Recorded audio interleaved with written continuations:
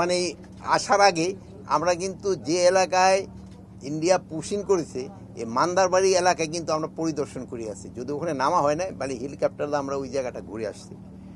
তো আমাদের হলো এই যে আমাদের এখানে ফরেন মিনিস্টার দিদি উনিও আছেন, আমরা তাদের জানিয়েছি আমাদের বাংলাদেশি যদি কেউ ইন্ডিয়া থেকে থাকে আপনারা প্রপার চ্যানেলে পাঠান।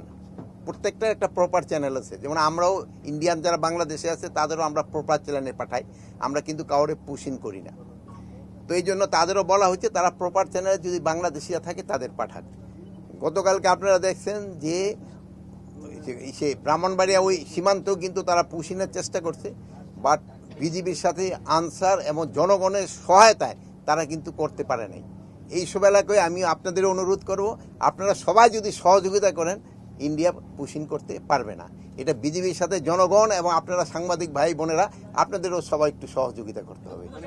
আমরা যে ডিপ্লোম্যাটিক সলিউশনের জন্য অলরেডি তো আপনারা চিঠি লেখা হয়েছে, আমাদের কাছে চিঠি লিখে হয়েছে। এবার আমিও যে আমাদের যে অ্যাম্বাসেডার আছে তাদের সাথেও আমি কথা বলছি, আমাদের ফরেন অ্যাডভাইজারের সাথেও কথা হয়েছে, আমাদের যে খলিলুর রহমান সাহেব ওনার সাথেও কথা হয়েছে, ওনারা ওই সাথেও যোগাযোগ করতেছে ডিপ্লোম্যাটিক লেভেলে যেন এই জিনিসটা সমস্যার সমাধান করা হয়।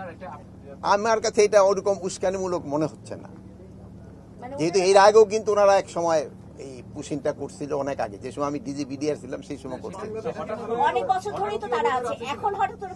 হঠাৎ কথা আপনারা হয়তো কিছুদিন আগে শুনছেন যে ওই জায়গাটার নাম হলো কি গুজরাটে একটা কলোনির মতো ছিল, বাঙালি কলোনি, বাঙালি বস্তি, ওইটা ওরা ভেঙে দিছে। ওই ভেঙে দেওয়ার পরেই এইটা কিন্তু শুরু হয়েছে।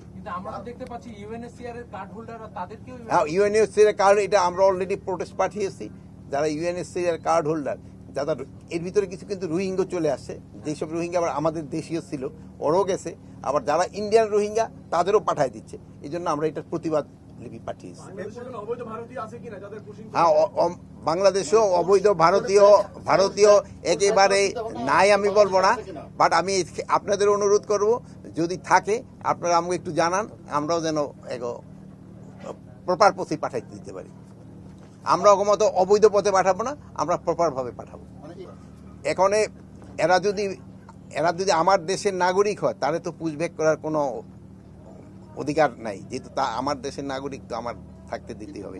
ওই দেশে যারা অবৈধভাবে ইন্ডিয়ান যারা আছে তাদের আমরা এইভাবে পুষবে কেন, আমরা যে প্রপার চ্যানেল আছে ওইভাবে পাঠাবো, যেহেতু এইভাবে অবৈধভাবে পাঠানোটা কিন্তু আইনত সিদ্ধ নয়।